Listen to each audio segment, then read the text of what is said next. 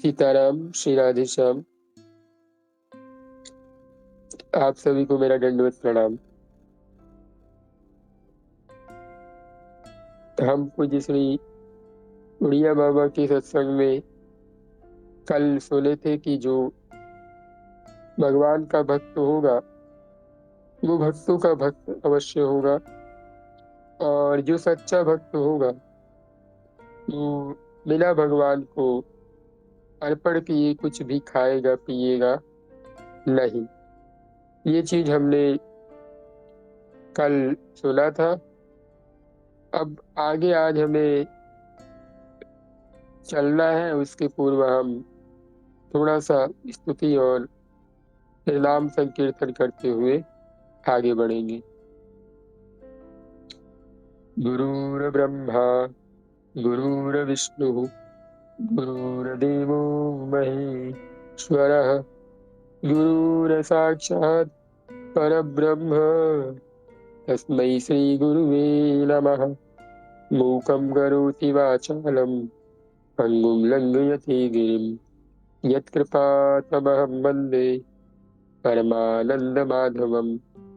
सच्चिदानन्दरूपाय विश्वोत्पत्त्यादिहेतवे तापत्रयविनाशाय श्रीकृष्णाय वयं नमः।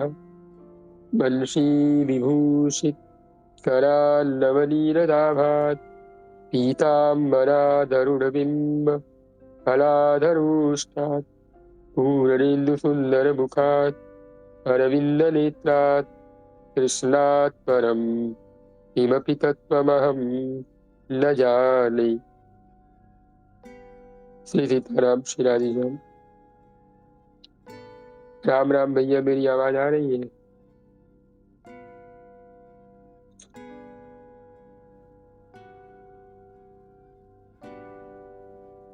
अगर मेरी आवाज आ रही हो तो आप 2 मिनट नाम कीर्तन कर लें, अन्यथा सुमन दीदी आप सुन पा रही हो तो आप कर लें। राधे श्याम। प्रणाम भैया। जी जी प्रणाम। हरे कृष्णा कृष्ण कृष्ण हरे हरे, हरे राम राम राम हरे हरे, हरे कृष्ण कृष्ण कृष्ण हरे हरे, हरे राम राम राम हरे हरे, हरे कृष्ण कृष्ण कृष्ण हरे हरे, हरे राम राम राम हरे हरे, हरे कृष्ण कृष्ण कृष्ण हरे हरे, हरे राम राम राम हरे हरे, हरे कृष्ण कृष्ण कृष्ण हरे हरे, हरे राम राम राम हरे हरे, हरे कृष्ण कृष्ण कृष्ण हरे हरे, हरे राम राम राम हरे हरे, हरे कृष्ण कृष्ण कृष्ण हरे हरे, हरे राम राम राम हरे हरे, हरे कृष्ण कृष्ण कृष्ण हरे हरे, हरे राम राम राम हरे हरे, हरे कृष्ण कृष्ण कृष्ण हरे हरे, हरे राम राम राम हरे हरे, हरे कृष्ण कृष्ण कृष्ण हरे हरे, श्री हरे सीताराम, राम। श्री राधे श्याम। अब हम सत्संग में प्रवेश करें, उसके पूर्व आप लोग अपने गुरुदेव भगवान, इष्ट भगवान और समस्त संत हरि भक्त जन को अपनी समीप भावमयी उपस्थिति में रखने का प्रयास करें और उनसे प्रार्थना करें कि आप सब मेरी गतिमति और मेरी रति भगवान के नाम में और अपने चरणों में प्रदान करने की कृपा करें, ताकि हम निर्मल मन से आपके समीप आ सकें, क्योंकि हम न बुद्धि से शुद्ध है, न मन से शुद्ध है, शरीर तो सर्वथा अशुद्ध है ही। तो हम पर इतनी कृपा करें कि आपके नाम में प्रीति हो जाए। अब हम आगे बढ़ते हैं।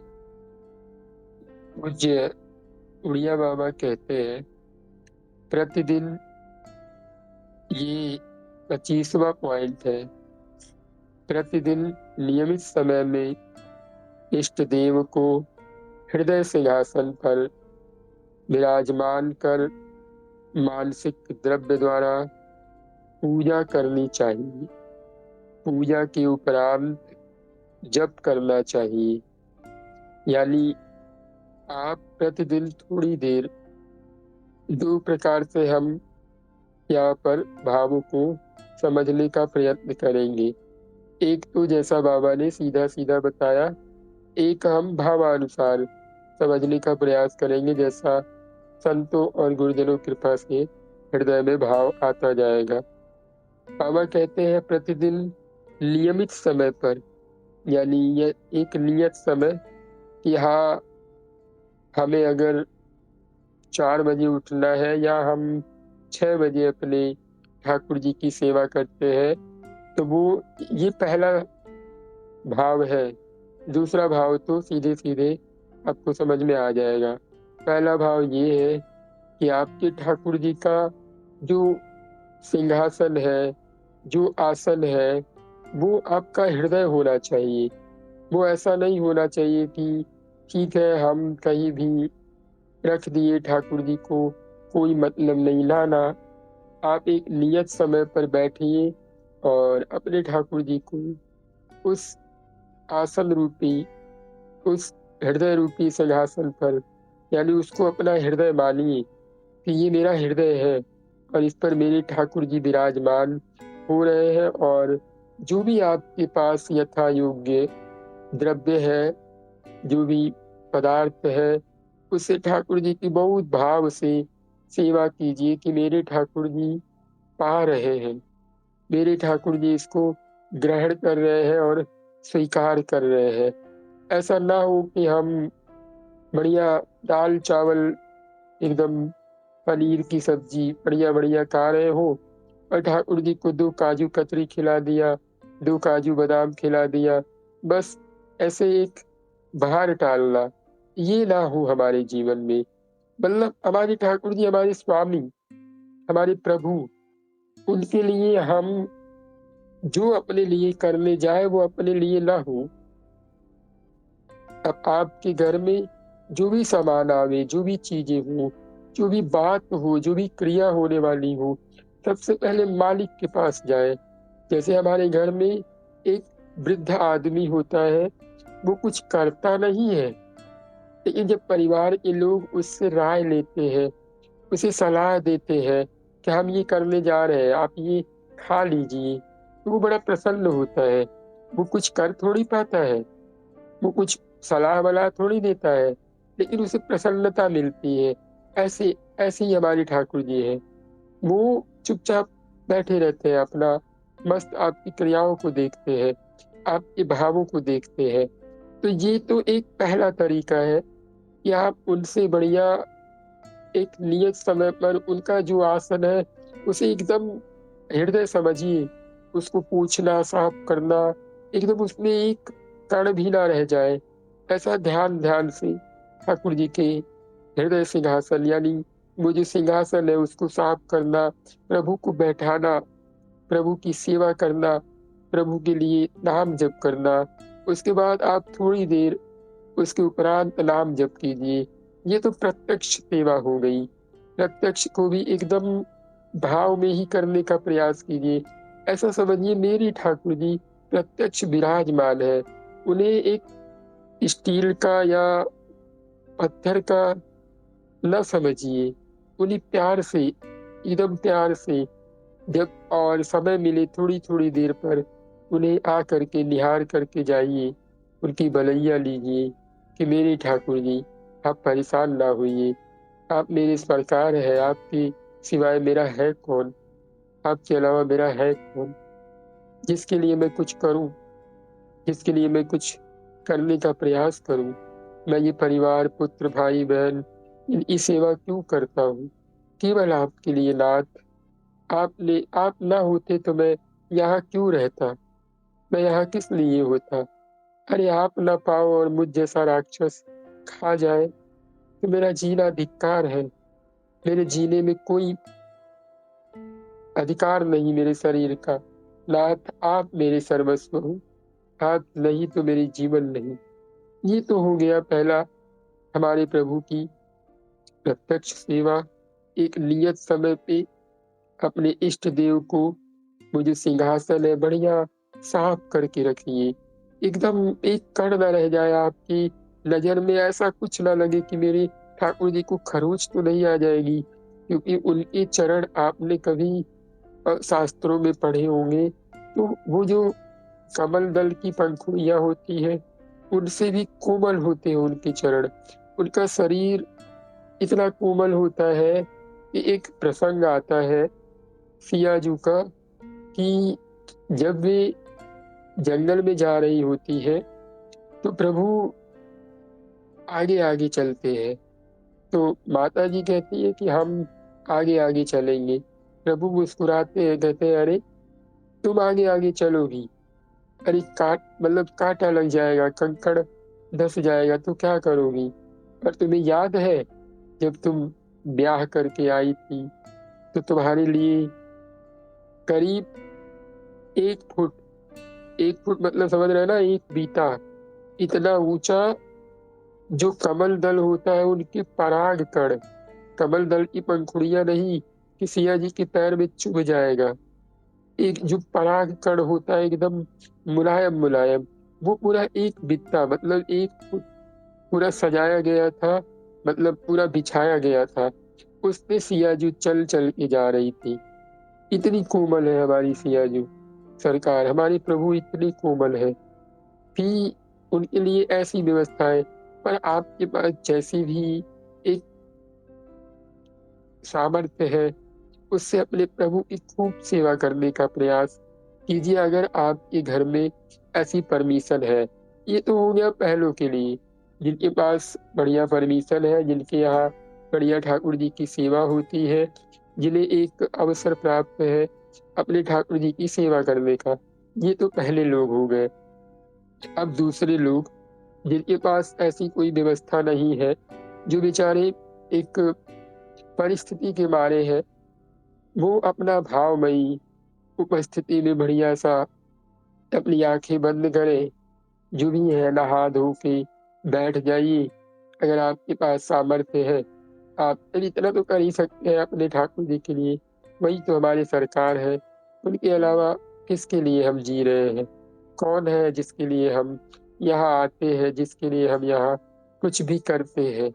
तो बढ़िया भावमयी उपस्थिति में बैठिए अपने हृदय सिंहासन पर, एक अपना अलग से कुंज बनाइए, उस कुंज में ठाकुर जी को विराजमान कीजिए, गुरुदेव भगवान को विराजमान कीजिए, उस ठाकुर का जो है सब कुछ सेवा कीजिए, उसमें अपना झाड़ूदार बनिए, उनकी सेवा कीजिए, उनके महलों की निस दिन देखभाल कीजिए कि कैसे है, और उन्हें बढ़िया बढ़िया द्रव्य पदार्थ भाव में ही प्रस्तुत कीजिए कि प्रभु आज हम आपको ये खिलाएंगे, आज प्रभु आप ये खाइए, ये देखिए बड़ा सुंदर है, ये देखिए बड़ा अच्छा है।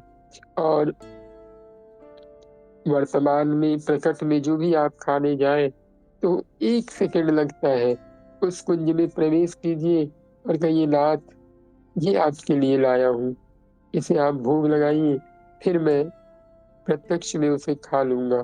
तो ये आपका भाव होना चाहिए, और आप थोड़ी थोड़ी देर में अपने कुंज को निहारिए कि मेरे ठाकुर जी बैठे हैं ना, उन्हें प्रणाम करके आइए कि राधे श्याम, सीताराम, गुरुदेव भगवान को प्रणाम कीजिए। उस कुंज को बनाने का एक स्वभाव बनाइए और रोज मानसिक सेवा करने का स्वभाव बनाइए और उसके उपरांत नाम जप करना प्रारंभ कीजिए। तो ये आप लोगों को समझ में आ गया कि पहले जो प्रत्यक्ष में ठाकुर जी की सेवा कर सकते हैं वो एकदम ये समझे कि ये मेरे ठाकुर जी यहाँ पर बड़े कोमल ठाकुर जी बैठेंगे। उसके लिए हम कितना एक कोमलतम आसन लगा दें, कितने अच्छे अच्छे पदार्थ बना दें, ठाकुर जी को कितना अच्छा लग जाए। ठाकुर जी मुस्कुरा दे, एक बार आके कह दे कि आज तुमने बड़ा अच्छा भोग बनाया था, आज तो मन तृप्त हो गया। ऐसे रोज बनाया करो। आज तो तुमने बड़ी अच्छी सेवा करी। जो मेरे जन है, जो मेरे लोग हैं, जिनको मैंने तुम्हें सौंपा है, माता पिता भाई बहन, तुमने इन लोगों की बड़ी अच्छा सेवा की। बोलो तुम्हें क्या चाहिए, तुम क्या मांगती हो। और प्रभु के लिए 2 मिनट है नाथ, मैं आपको आपका नाम सुनाऊं। आपको आपका नाम प्रिय है ना, तो आप 2 मिनट सुन लीजिए। ठाकुर जी बैठ जाए, अपना आप करताल लेकर बढ़िया एकदम मधुर स्वर में सुनाइए। ये नहीं सीताराम सीताराम ऐसे नहीं सुनाना, बड़ी प्यार से सुनाइए, बड़े राग में सुनाइए, बड़े एकदम कोमल शब्दों में सुनाइए। ठाकुर जी के आराम से कान में जाए और उन्हें सुख पहुंचावे। ये नहीं कि हम बस अपना भार टाल रहे हों। ऐसा न कीजिए, बड़े भाव में बड़े प्रेम से ठाकुर जी की सेवा करने का प्रयत्न कीजिए और खूब नाम जप कीजिए। नाम जप भी एकदम प्यार से कि सीताराम सीताराम ऐसे करके उन्हें लगे कि उन्हें आप बुला रहे हो, उन्हें आप सुना रहे हो। तो ये प्रत्यक्ष सेवा हो गई। जिनके यहाँ ऐसी पॉसिबिलिटी है कि हाँ उनके परिवार वाले उन्हें बोलेंगे नहीं, डांटेंगे नहीं, एकदम बढ़िया समय नियत समय बना लीजिए। जैसे हमारे केली कुंज वाले महाराज जी कहते हैं ना कि ऐसा नहीं कि आपके पति ऑफिस जा रहे हो, आपके पुत्र ऑफिस पढ़ने के लिए जा रहे हो और आप पूजा में लगी हुई है। नहीं नहीं, आप बढ़िया से सबकी सेवा हुआ कर लीजिए। कहिए ठाकुर जी आप बस मस्त बैठे रहिए, आप थोड़ा इंतजार कीजिए, बस हम आते हैं। ये जो आपकी जन है ना, इनकी सेवा करके बस तुरंत आते हैं। अब थोड़ी थोड़ी देर में आपको देख जाएंगे। अब चिंता ना कीजिएगा। अब एकदम आराम से आप एकदम खूब बढ़िया से सेवा करेंगे। प्रभु आप नाराज ना होइएगा, प्रभु आप गुस्सा ना होइएगा। थोड़ी थोड़ी देर में कहिए प्रभु बस थोड़ा सा और टाइम दे दीजिए, ये लोग चले जाए ना बस, उसके बाद हम आते हैं। ऐसे कहते रहिए प्रभु से। प्रभु बहुत प्रसन्न होते हैं। और जो आपके हृदय में जिनको आपने भावमयी कुंज में बनाया उनको भी यही बताइए कि नाथ आप नाराज ना होइए, अब थोड़ी देर में आते, बस थोड़ी देर में। तो इतना आप लोगों को समझ में आ गया कि ये करना है और नाम जप करना है। बाबा कहते हैं नाम जप क्यों करना है। नाम जप से संपूर्ण पापों का क्षय और संपूर्ण कामनाएं पूर्ण हो जाती है। अब यहाँ पे बहुत अच्छे समझने का प्रयास कीजिए कि व्यक्ति अपने जीवन में पाप और पुण्य लेकर आता है ना। क्योंकि पाप दुख देता है, पुण्य सुख देता है। जब हम नाम जप करते हैं तो हमारी पाप का नाश हो जाएगा और फिर जो हमारी पुण्य है वो बचेगा। अब जब पुण्य बचेगा तो फटाफट हमें सुख मिलना शुरू होगा। तो उसको हम भोग करके निर्द्वंद होकर भोगे, किसी को कष्ट ना दे। अगर हम नाम जप कर रहे हो, हमारी मान लीजिए कि पहले हमें दुख मिलना शुरू हो जाए, हमें कलयुग परेशान करने लगे कि भाई इसको हराओ, इसको गिराओ, तो आप घबराइए नहीं, एकदम निर्द्वंद होकर ठीक है मेरा प्रारब्ध है, उसने घबरा करके किसी को कुछ कह देना, किसी को परिवार वाले को डांट देना, मार देना, मतलब एक अलग पाप न कीजिए, एक अलग क्रिया न कीजिए।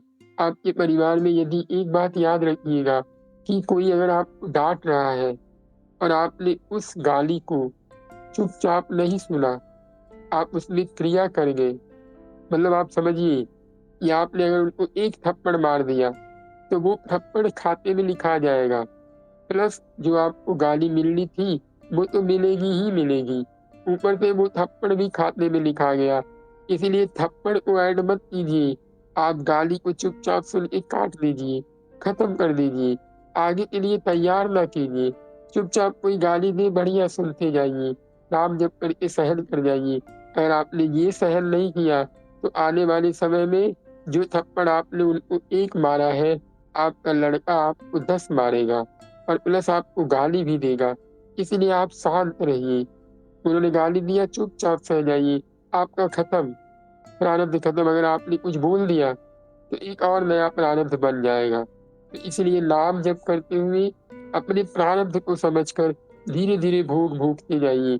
यानी नाम जप से अपने पाप का क्षय कीजिए और जो कामनाएं पूर्ण हो रही हो, जो चीजें आपको प्राप्त हो रही हो, प्रभु को अर्पण करके कि नाथ, ये आपकी कृपा से प्राप्त हुआ है और ये भी उतना ही कष्ट देने वाला है जितना हमें दुख कष्ट देने वाला था।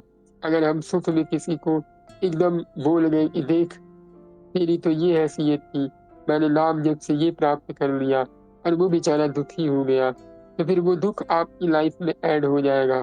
प्रयास कीजिए कि आपको सुख मिले तो सबको बांटिए कि लो भैया तुम भी खा लो भैया तुम भी पा लो तुम्हारे लिए भी है। एकदम प्रसन्न होकर एकदम, हाँ मानते हैं आपका हृदय स्वीकार नहीं करेगा, आपका मन स्वीकार नहीं करेगा, पर आप कीजिए। आप समझदार है, आपका मन आप समझदार नहीं है।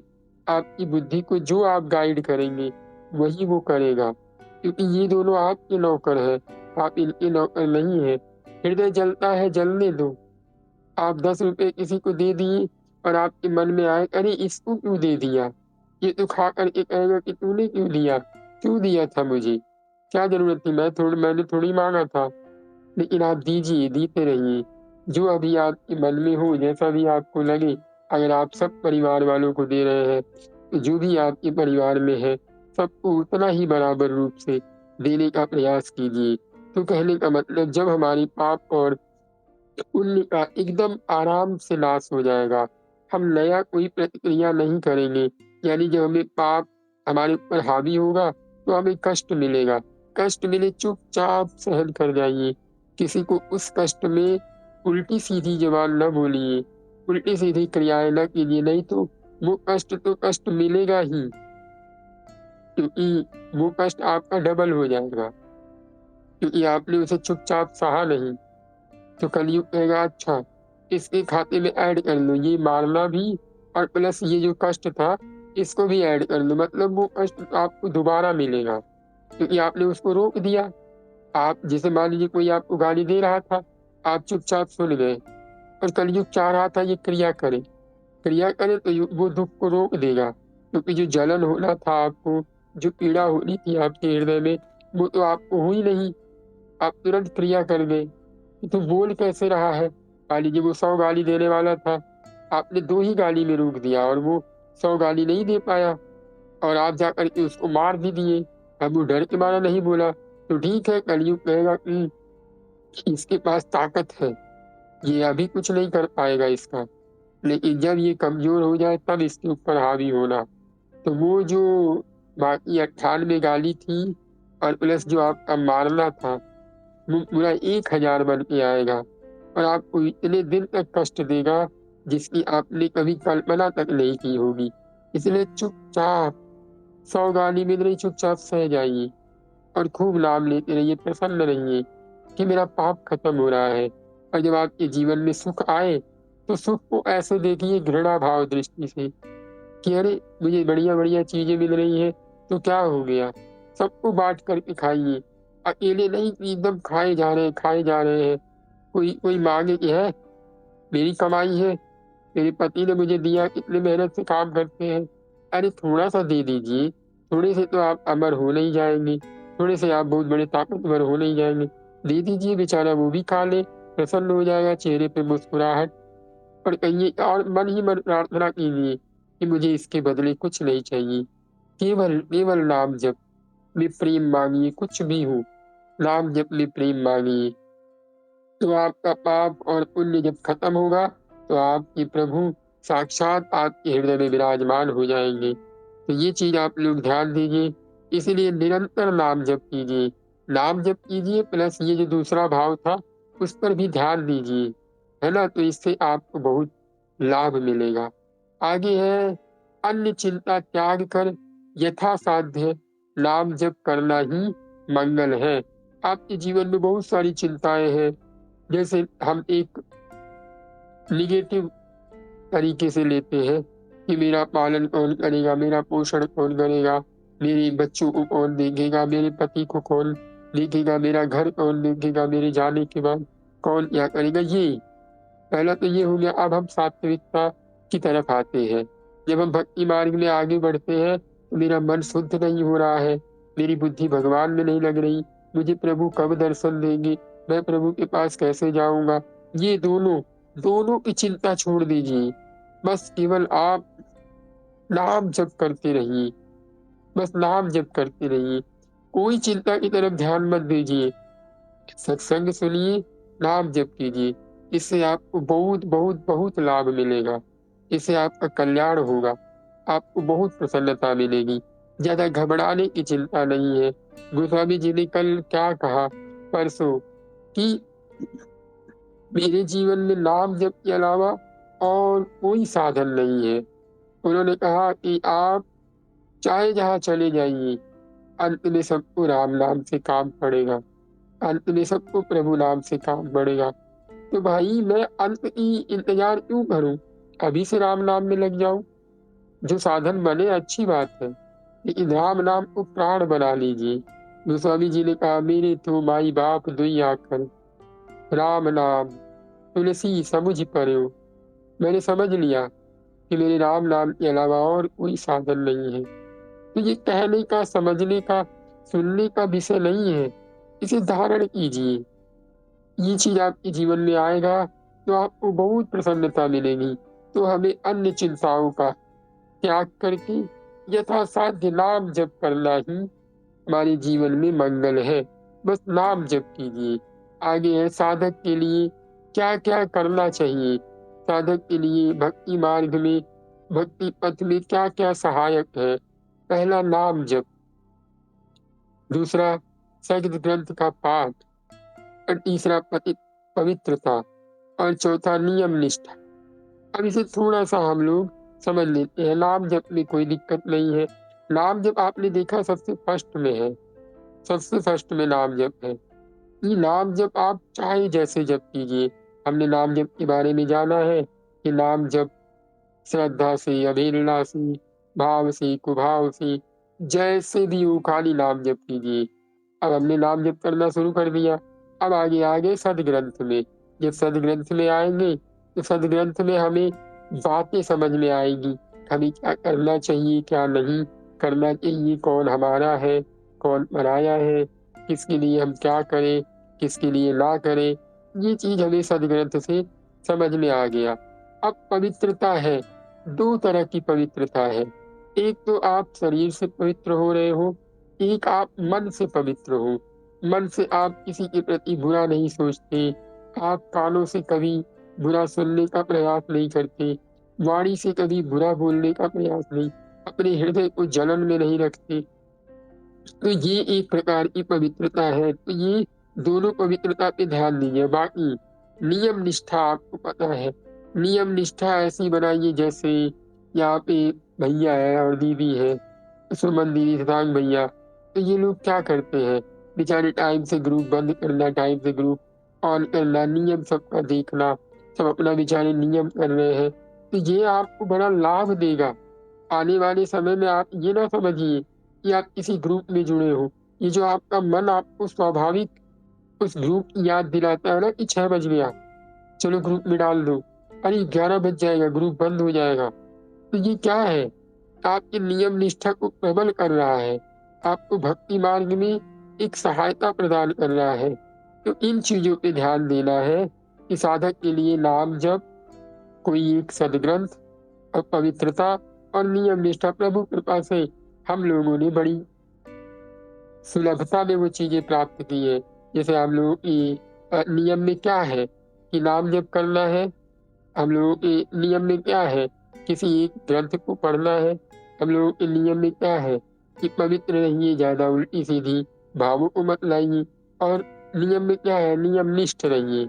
कितनी कृपा है, हम लोगों को जाने अनजाने में वो चीजें मिल गई हैं जो शायद किसी को नहीं मिलती, और हम लोग उसका कदर नहीं कर पाते। तो ये हम लोगों ने पीछे पूजी उड़िया बाबा की सत्संग में सुन करके तब जाके ये चीजें हमने अपने जीवन में उतारी थी कि हमें ये करना ही करना है। तो मतलब हमें निश्चित भक्ति मार्ग में सहायता मिलेगी, घबराना नहीं है। प्रभु प्राप्त होंगे। आप जो कर रहे हैं उसको और एकदम, मतलब हम आपको कैसे समझाएं। एक हमारे स्वामी हरिदास जी महाराज कहते थे ना कि रसना के नयन नहीं और नयनन की रसना नहीं, यानी आंखें बोल सकती नहीं और जीवा देख सकती नहीं। मतलब क्या कहे आप लोगों को कि वो एक खुशी होनी चाहिए कि यार मेरा प्राण है, सब छूट जाए लेकिन ये ना छूटे। अगर ये भी हम नहीं कर पाए तो फिर हम कर क्या पाएंगे। अब एक कल बड़ा अच्छा किसी संत की वाणी सुन रहे थे। वो कह रहे थे तुम्हारी छाती पर तुम्हारा सबसे बड़ा काम धरा हुआ है और तुम निश्चिंत होकर सो रहे हो। तुमने कोई नियम नहीं बनाया अपने जीवन में, तुम नाम जप नहीं कर रहे हो, तुम सदग्रंथ नहीं पढ़ रहे हो, तुम क्या करोगे अपने जीवन में। अरे कुछ तो करने का प्रयास करो।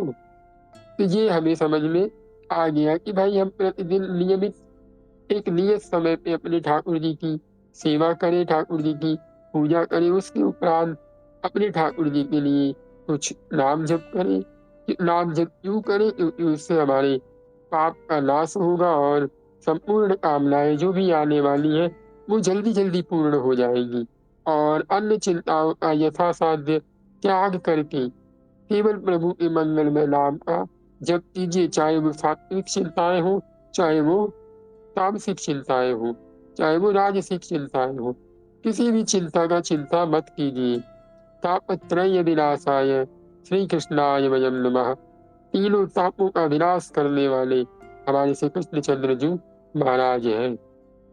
साधक के लिए ये चार बातें आप लोग ध्यान दीजिएगा कि नाम जप कीजिए, किसी एक सदग्रंथ का पाठ कीजिए, मन से शरीर से जैसे भी आप पवित्र हो सकते हैं पवित्र होने का प्रयास कीजिए। और नियम निष्ठा बहुत प्रबल रखिए। नियम निष्ठ व्यक्ति भगवान को बहुत प्रिय होता है। भगवान प्रयत्न करने वाले को बहुत प्यार करते हैं। जिसके पास जितना बल है, आपके पास जो बल है, ईमानदारी से। अरे हम एक छोटा सा बच्चा आता है हमारे किसी रिलेटेड का, तो उसे हम बहुत प्यार करते हैं। क्यों? प्रयत्न करते हैं कि अरे चुप हो जाओ, चुप हो जाओ, क्या कर रहे हो, रो मत, कुछ भी उसको सुनाते हैं, प्यार से बोलते हैं कि वो रिलेटेड वाला खुश हो जाए कि आप प्रयास कर रहे हैं मेरे बच्चे को खुश करने का। बस प्रभु को प्रयत्न बहुत प्रिय है। तो इतना आप लोगों को आज समझ में आ गया। अब हम आगे पूज्य श्री डोमरे जी महाराज के सत्संग में बढ़ेंगे ताकि 1 घंटा में दोनों क्लियर हो जाए। तो इतना आप लोगों को समझ में आ गया ना? एक बार आप लोग कहिए राधे श्याम। राधे श्याम। राधे श्याम। राधे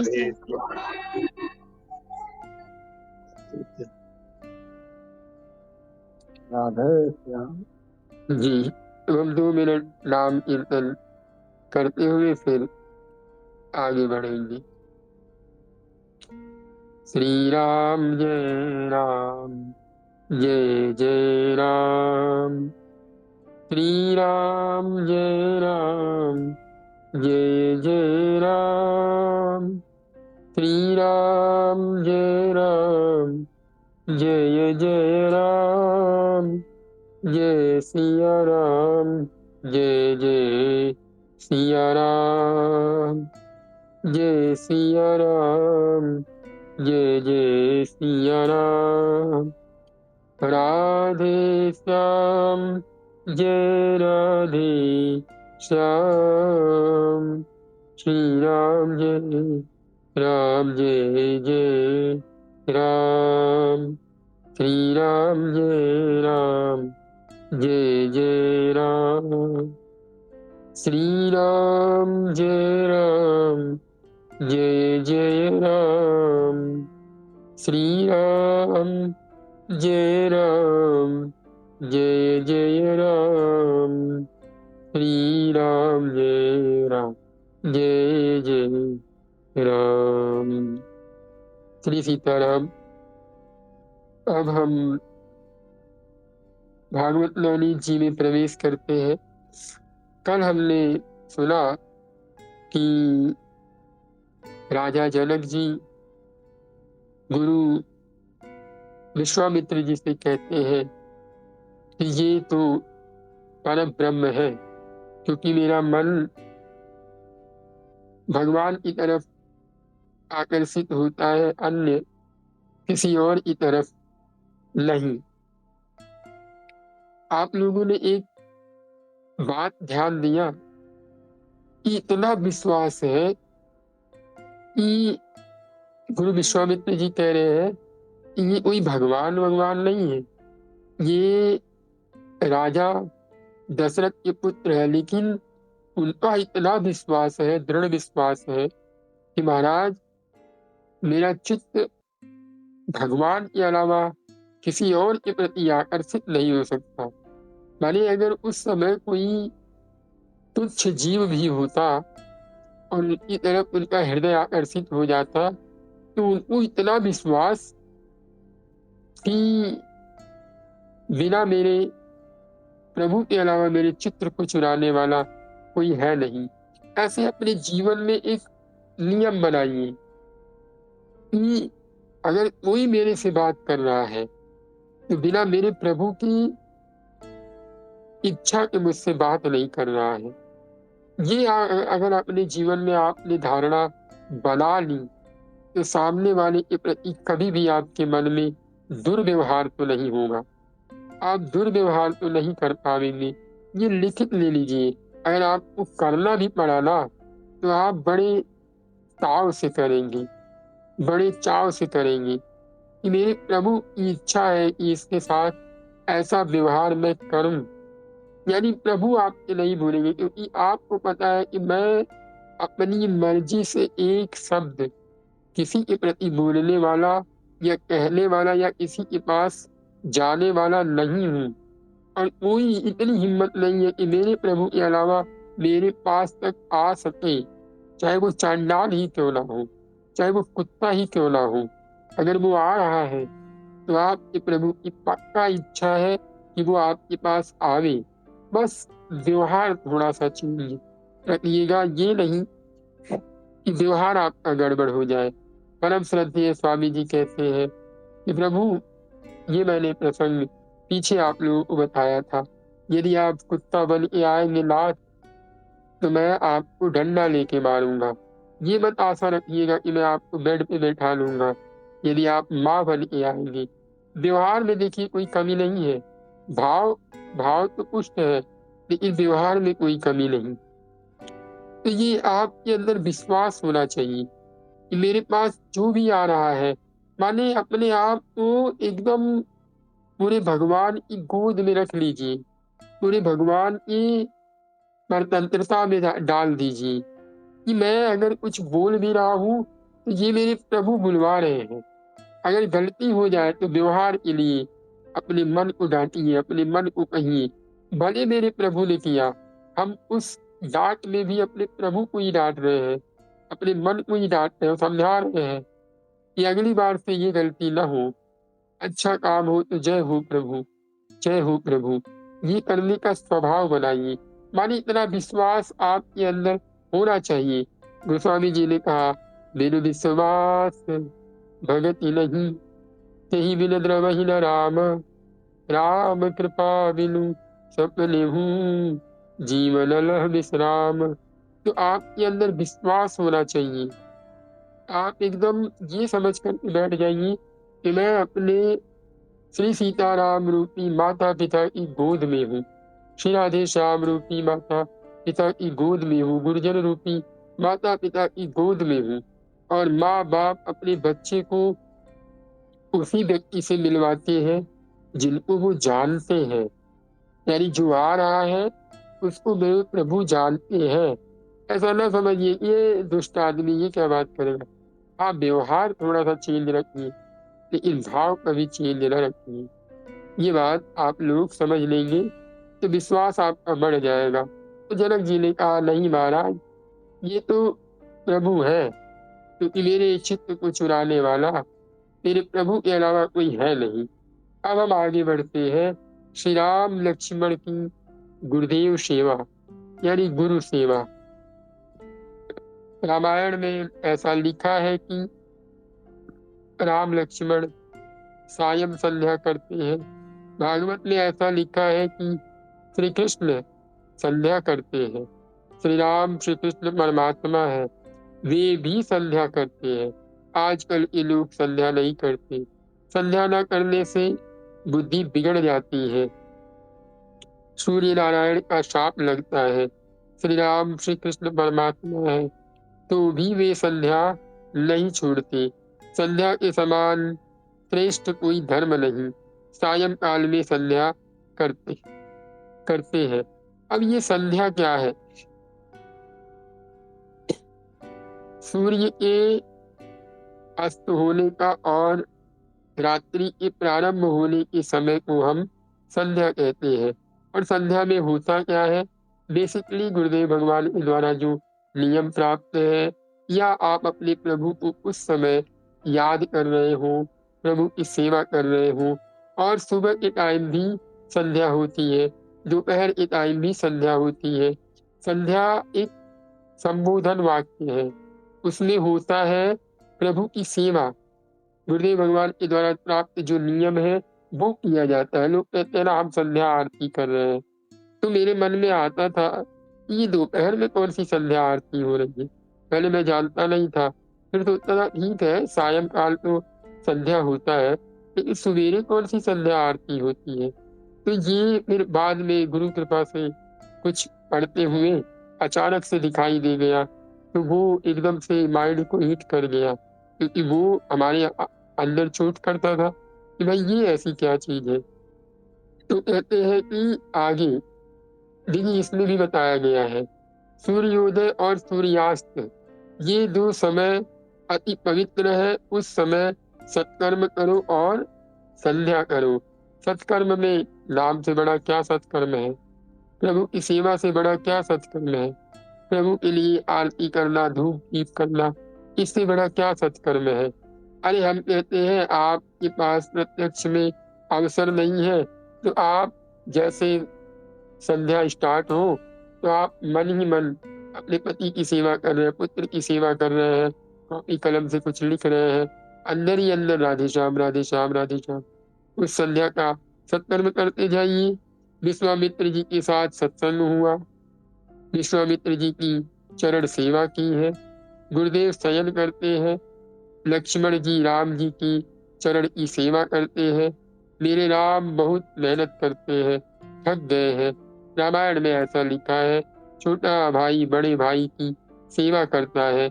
आजकल कहीं ऐसा दिखता नहीं कि छोटा भाई बड़े भाई की सेवा करता है। सब लोग अपना भाग मांगते हैं, मेरा भाग मुझे दे दो। भाग लेना, पैसा लेना। लक्ष्मण राम की चरण की सेवा करते हैं। राम जी ने कहा, लक्ष्मण मुझे जरा भी परिश्रम नहीं हुआ, सो जाओ। एक ही सैया पर, एक ही गादी पर राम लक्ष्मण दोनों भाई सो जाते हैं। कैसा बंधु प्रेम है। राम लक्ष्मण जागते हैं, संध्या करते हैं। विश्वामित्र जी उस समय शालिग्राम भगवान की पूजा करने के लिए बैठे हैं। राम लक्ष्मण को कहा कि फूल तुलसी ले आओ। पास में ही एक बगीचा है, बगीचे में राम लक्ष्मण गए हैं। मर्यादा पुरुषोत्तम प्रत्येक लीला में मर्यादा रखते हैं। माली की प्रजा के लिए बिना फूल लूं तो मुझे चोरी करने का पाप लगेगा, ऐसा राम जी सोचते हैं। आगे है, माली की आज्ञा मांगते हैं। माली बुद्धि है, उसको रामचंद्र जी ने चाचा जी कहा। यानी माली, क्षमा कीजिएगा, माली वृद्ध है, उसको राम जी ने चाचा जी कहा। मुझे चाचा जी कौन कहता है? माली ने देखा राम लक्ष्मण खड़े हैं, वंदन करते हैं। माली ने कहा, मैं आपके घर का एक नौकर हूँ, मैं आपका दास हूँ, कभी चाचा जी मुझे कहना नहीं। रामचंद्र जी ने स्मितहास्य किया और कहा, यह सब तो ठीक है, किंतु आप वयोवृद्ध हो, मेरे पिताजी के जैसे लगते हो। माली रोने लगा, कहा, महाराज दशरथ, और कहा यह तुच्छ जीव मुझे राम पिता के समान मानते हैं।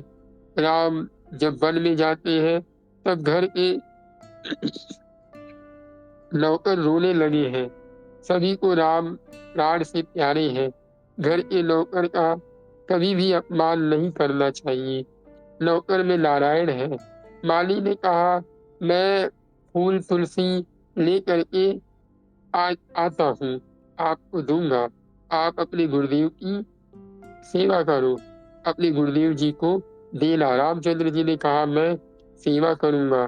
श्री राम तुलसी जी को वंदन करते हैं। तुलसी जी को नख से जो जो तोड़ता है, राधे श्याम जी, तुलसी जी को जो नख से जो तोड़ता है उसको पाप लगता है। तुलसी जी पेड़ नहीं है। द्वादशी के दिन तुलसी जी नहीं तोड़ना चाहिए। वैष्णव द्वादशी के लिए एकादशी के दिन ही तुलसी जी को अलग रखते हैं। तुलसी जी पेड़ नहीं है, परमात्मा के साथ उनका लगन हुआ है। यानी बाबा ने कहा, तुलसी जी को नख से नहीं तोड़ना चाहिए, इससे पाप लगता है। और तुलसी जी को द्वादशी के दिन भी नहीं तोड़ना चाहिए। अगर आप वैष्णव है, तुलसी जी की सेवा करते हैं, तो उसे एकादशी के दिन ही तोड़ लेना चाहिए। आगे है कि तुलसी जी की कथा, ये हम कल सुनेंगे। आज हम प्रभु के नाम संकीर्तन की जैसी व्यवस्था की बात पर चर्चा करने वाले थे, तो उस पर हम ध्यान देते हैं। और अभी हम सत्संग को यहीं पर विश्राम देंगे।